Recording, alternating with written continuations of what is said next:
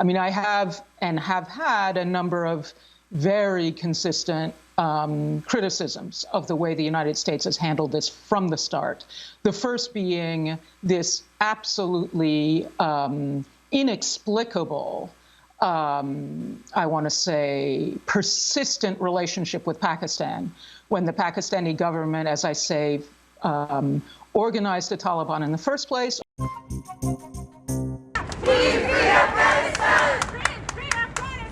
Free Afghanistan! Peace for Afghanistan! Peace for Afghanistan! Hello, my name is Stanley Heller. Welcome to The Struggle.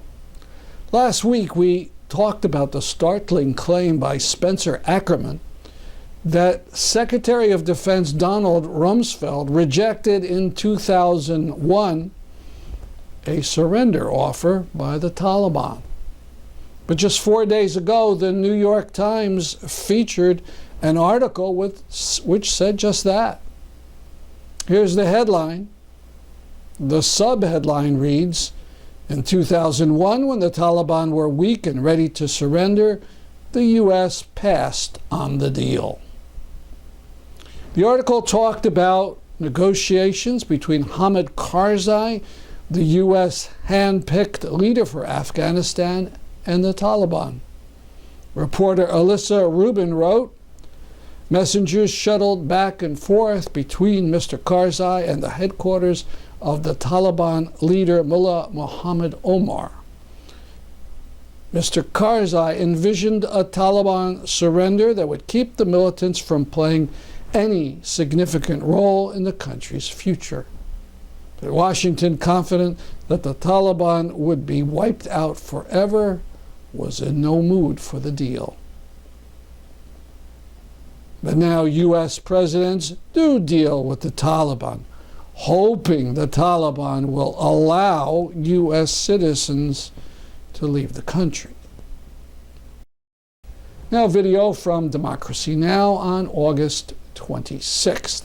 The guest was Sarah Chayes, who had been a reporter for NPR, and then for 7 years lived in Kandahar, where she managed a farm cooperative. And then in 2010, Chayes became special advisor to the Joint Chiefs of Staff, Admiral Mike Mullen.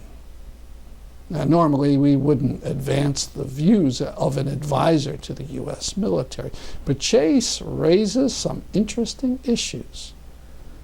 Nermeen Sheikh had just asked Chayes about the question of the refusal of the Biden administration to accept a conditional surrender from the Taliban back in 2001. I have no personal corroboration of that information, so I really can't discuss it, because I honestly do not know that that was in fact true, and so I really would rather not speculate. But what I would say is that, number one, the United States the United States government at the time was not at all interested in Afghanistan. It was an afterthought. The Bush administration was hell-bent to invade Iraq, and it was really only because there was absolutely no intelligence connecting the 9/11 terrorist attack to Iraq that sort of forced the administration to almost reluctantly conduct the operation that it did in Afghanistan. And I was on the ground, I was in Kandahar maybe a day or two after the city fell, meaning the Taliban regime at the time fell. And well into 2002, there was basically no one home at the U.S. Embassy. There just was nobody there. People would rotate in on 2-week deployments. No one spoke a local language. We couldn't figure out what was going on. And it wasn't until later that I realized that by early 2002, personnel were all pivoting already to Iraq. So I think that's the first thing you have to understand. And secondly, that therefore, the U.S. personnel that Afghanistan matters were largely left to were members of the CIA. And they had a history in the region which really involved a very close partnership with the Pakistani military intelligence agency, the ISI. And what I came to understand is that the Taliban did not emerge spontaneously in Kandahar, as we often hear. And this is work that I did over the course of years, interviewing both ordinary people who lived in Kandahar and lived across the border in Quetta, Pakistan, as well as some of the main actors in that drama who became friends of mine. The Taliban were concocted across the border by the Pakistani military intelligence agency and sent across the border. There was a negotiation process, and we're talking 1994 now, 1993 and 1994, with the local Mujahideen commanders. And that process was, in fact, led by none other than Hamid Karzai. So when I learned that in the early 2000s, I was pretty gobsmacked, because I realized that sort of the individual that the United States government had chosen to lead a post-Taliban Afghanistan was the very person who had brought the Taliban into Afghanistan in the first place and who had served as their ambassador designate to the United Nations as late as 1996. You could just clarify, what do you think the alternative is? What do you think the international community should be doing? Reserving judgment. And I certainly do agree that the money spigot is the only leverage that the international community has left. But I also think that the role of the Pakistani military government in all of this really needs to be taken into account. And it's one of, I mean, I have had a number of very consistent criticisms of the way the United States has handled this from the start. The first being this absolutely inexplicable, I want to say, persistent relationship with Pakistan, when the Pakistani government, as I say, organized the Taliban in the first place, organized a Taliban resurgence, harbored Osama bin Laden, and, you know, in the midst of all of this, provided nuclear technology to Iran and North Korea. I mean, it's just difficult to quite understand why that country continues to be considered an ally. And then secondly, of course, was the behavior of those Afghan leaders that we, the United States, kind of put forward toward their own citizens. And the role of U.S. officials and U.S. development organizations in reinforcing and protecting and enabling, I mean, just an unbelievably corrupt and abusive governmental system, so that, you know, my Afghan friends who were not in university, they were ordinary villagers in and around Kandahar, they just didn't know what to make of it. It was like, look, the Taliban shake us down at night, but the government shakes us down in the daytime. A couple of things Chayes says here are pretty amazing. First, she says that the Taliban were concocted by the Pakistani Military Intelligence Agency, ISI. That goes against the usual romantic story that a group of students in Kandahar formed the group after witnessing women being abducted. Second, Hamid Karzai, who the U.S. chose to be their man to lead Afghanistan in 2001, and who was president for 13 years, actually was brought back to Afghanistan in the 90s by the Taliban. Third, she wonders why we consider Pakistan an ally. I won't repeat what she says, but she concludes it's inexplicable. I don't agree. I don't think she goes far enough back into Pakistan history. In the 1970s, that country was run by a socialist named Zulfikar Bhutto. He was overthrown in 1977 by Army Chief Zia al-Haq, who became dictator of the country, who fattened the army, who developed nuclear weapons, and who built madrasas all over Pakistan to compete with the public schools. His Army Intelligence Agency is the very unit that the CIA has collaborated with over the years and which Chase says created and funded the Taliban. The CIA and the Pakistani ISI have been bosom buddies for decades. The personal interests and views of the CIA spies come before the so-called national interests of the United States. That's why the U.S. continues to treat Pakistan as a dear ally. Let me conclude this section with a phrase. They don't know what they're doing. The leaders of our government and the experts at the State Department and the military and the spy agencies have sent troops and CIA agents all over the world, and there they meddle, interfere, or overthrow foreign governments. They don't know what they're doing. What happened in Afghanistan at the cost of thousands of American lives, tens of thousands of Afghan lives, and trillions of dollars makes that plain. Usually, failures can be hidden.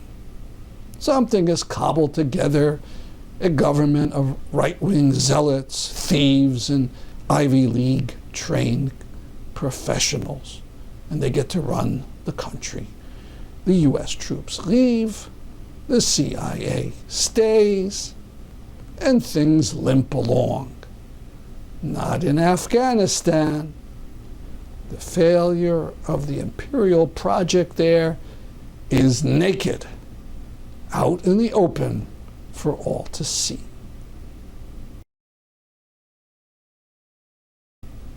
Now from a rally in Chicago for Afghans. Hello everyone, my name is Asma and I'm a senior in high school and one of the founders and directors for Chicago for Afghans. Thank you for coming out today to show your support to our sisters and brothers back home suffering from the ongoing violence from the Taliban, lack of assistance from the U.S., and the lack of the care from the nation as a whole. We have been failed by the system. We're all tired, frustrated, and left hopeless. You are not alone. We've gathered here today to pressure our senators, governors, Biden, and the U.S. as a whole to open our borders for the U.S. refugees fleeing for their lives. Our family and friends back home do not want to leave, but they have no choice but to leave.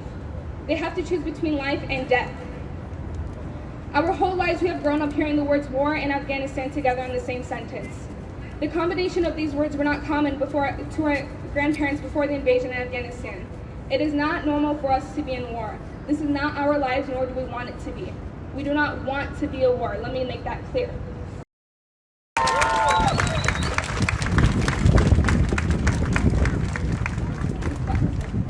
Okay, so I'm going to do a small chant for now, and then we'll move on to the next speech. So I'm going to start off slow, and you guys repeat after me, okay?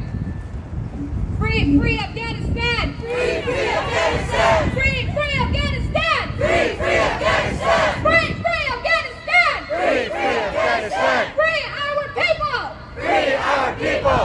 Free, free Afghanistan! Free, free Afghanistan! Free our people! Free our people! Free. As a teacher, when I want us as a teacher to really care for our students, I want us to think about how are we supporting our refugees. When 9/11 happened, I looked at my teacher to make sure she was there for me. And her actions and lack of inactions were things that I forever remember.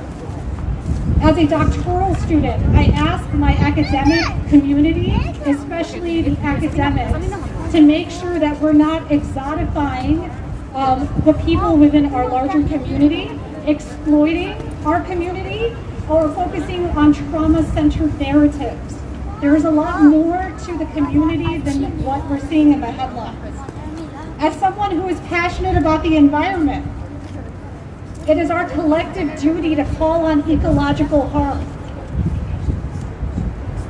Especially with all the precious minerals that are in the country, it's our collective duty to call the colonial powers that are trying to exploit these precious minerals.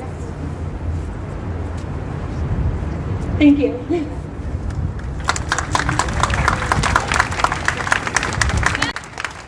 The U.S. withdrawal from Afghanistan and the forceful resurgence of the Taliban is deplorable. Children were left behind. Women were left behind. Every day, an Afghan family is displaced with nowhere to go. Free, free Afghanistan! Free, free Afghanistan! Free, free Afghanistan! Peace for Afghanistan! Peace for Afghanistan! Peace for Afghanistan! Peace for Afghanistan! bayrak ma, hayat ma. Bayrak ma, hayat ma. bayrak ma, zamin ma. Bayrak ma, zamin ma. bayrak ma, watan ma. Bayrak ma, watan ma. bayrak ma, hayat ma. Bayrak ma, hayat ma. Free, free Afghanistan! Free, free Afghanistan! Free, free Afghanistan! Free, free Afghanistan! Leftists hold a rally in Oakland, California. Here is a video of a protest of the Afghan American community in Oakland held on Sunday, August 22nd. You can really clearly see from this video how the U.S. intervention and occupation of Afghanistan has politicized millions of Afghan people, both in Afghanistan and here in the United States. And you can also see why they and their demands deserve our full support. We are here on Ohlone land. We are, even though we are refugees and immigrants coming to this country, this is not, this is essentially, we are kind of settlers. We are not invited here by the indigenous people. So this is a land acknowledgement to acknowledge that this is Ohlone land. And there's a specific reason that we chose Oakland of all the cities here today, because unfortunately, most of the individuals who reside in this city are victims of imperialism, both domestic and foreign. The military does come home to the police. The tools are passed down. Our struggle is very much aligned with all of the Black and brown communities in the United States and without, and I think we should acknowledge that. So can we get a round of applause for that? Come on, guys. Thank you so much. So our first speaker here today is actually an Oakland native himself. He is an Afghan. His name is Idris Arghandiwal. He is a former... Idris, do you want to come up here? Some of the most strong women I know in my lifetime were my grandmother. And I will not forget last year when she passed away. I asked her, Bibi Jan, how are you so strong? How did you get through the difficulties in your life? And she said very clearly, Bachim ma sang jor shudem. And in English that translates to we're made of stone. Stone is layers and layers and layers of time and history layered together to make a very, very hard substance. And in a lot of ways, the women of Afghanistan are exactly this. Afghan women and children are the future, and we need to be able to allow them to be the face in order for a different Afghanistan. We have Spujmai John here, who is a part of our immigration lawyers. She's like literally the person who is processing all of the paperwork for our Amwatandara who are coming to America, who are trying to, essentially stay here. She's been doing this for 10 years now. I personally have about 50 clients who are either U.S. citizens, green card holders, and also those who have complete petitions who are stuck in Afghanistan. So when I see this, and you guys see it on TV, for me it's hard, and I try not to get emotional about it because I had my client who is a widow, came on SIV, has 8 children, has been trying to get through the airport for 7 days. Kids from ages 5 to 16. When I get a call at 3 o'clock, because as you all know, it's a time difference, khalas pujmai, we can't do this. We have spicy, sticky stuff in our eyes. That's tear gas. They have no idea what they're being sprayed with by the US military. I can tell you as an immigration attorney and part of AILA, there are thousands and thousands of US citizens and green card holders, and those who are documentarily ready are still on the ground. And we have to ask the United States government to extend the passage up after the 31st. The third point I want to make is there have been about 17,000 people that my facts tell me there's 17,000 people that have been brought into Qatar.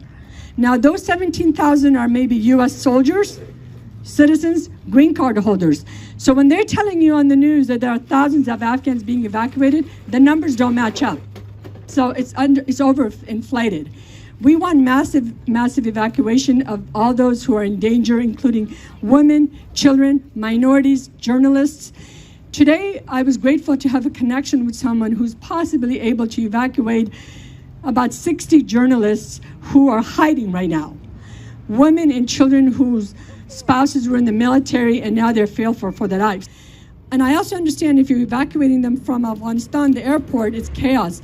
When you're getting them to a destination they need to go, why are we not having the basic necessities as water, sanitation, food? We're hearing stories from my direct clients. I know you're all hearing it on the news, and sometimes it's fake news, as you want to call it, but I'm hearing it in the voice of my client. Khalas Bojmai, it's really, really hot here. We have no water. Can you please have them give us? So we are supposed to be the greatest, the most powerful country, and yet we can't even provide human basic necessities. We are demanding that when you're getting them to another country, give them. I'm also hearing, as Muslim American, it's horrifying to hear that they're being served packets with pork. Unacceptable. A lot of people think like getting refugees into America is like the last thing. Once they're here, it's over. You have to remember these people are coming from a war zone, and they don't speak the language. They don't have a support system. We are their support system. Like everybody that you see at this event right here, we are the people that are going to be taking care of our, next generation of Afghan Americans. We come save you? Why should we come help you when your own army and your own government fled, even your own president? And I think this is going to resonate with the American public, but when has your president ever represented you? Right. When has your president ever been the face of your nation?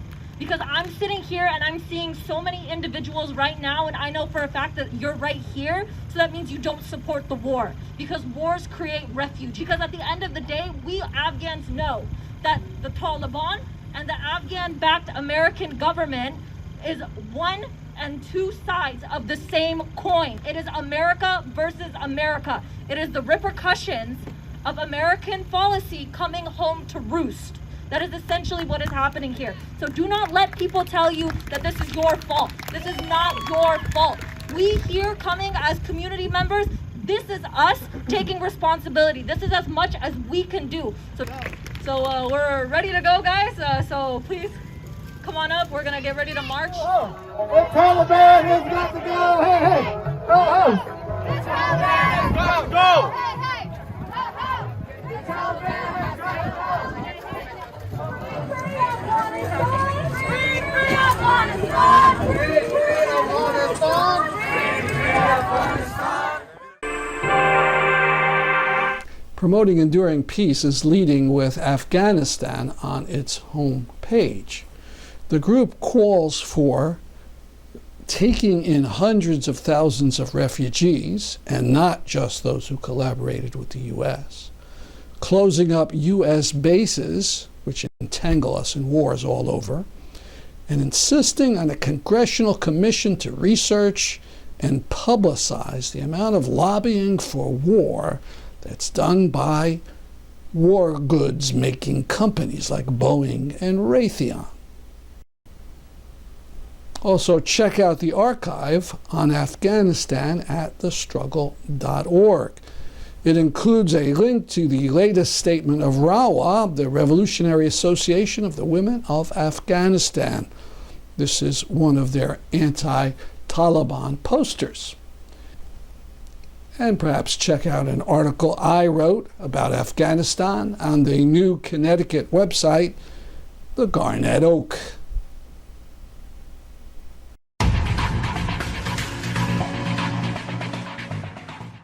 This 15-year-old is Imad Khaled Saleh Hashash. On August 24th, he was shot dead by Israeli army troops who were doing a raid in Balata refugee camp.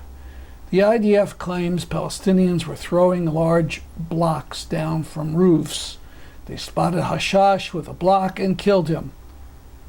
But the group In Defense of Children Palestine said Hashash was trying to film the troops from the roof with a cell phone. Based on experience, we believe In Defense of Children.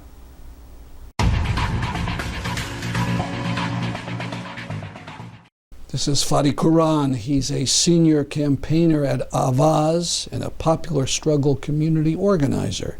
He previously served as UN advocacy officer with Al-Aq's legal research and advocacy unit.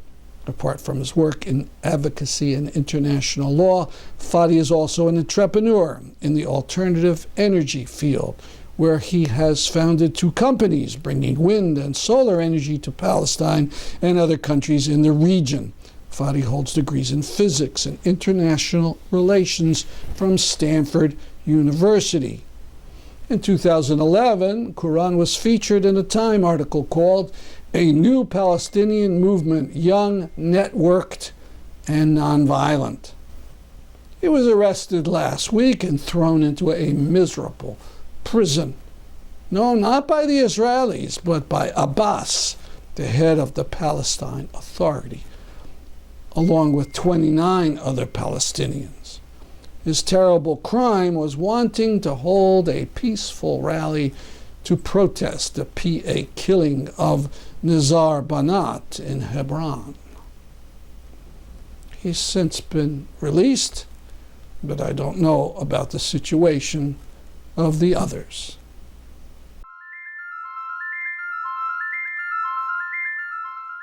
This is a reproduction of Doublecheck, the Seward Johnson lifelike sculpture that survived the 9/11 attack in New York City.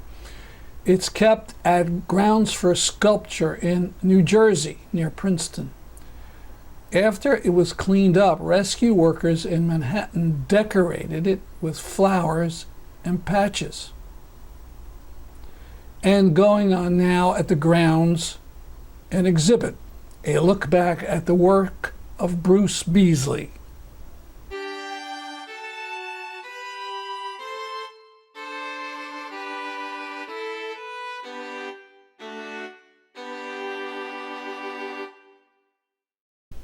That's our program for today. See you next week at this time. I'm Stanley Heller for The Struggle.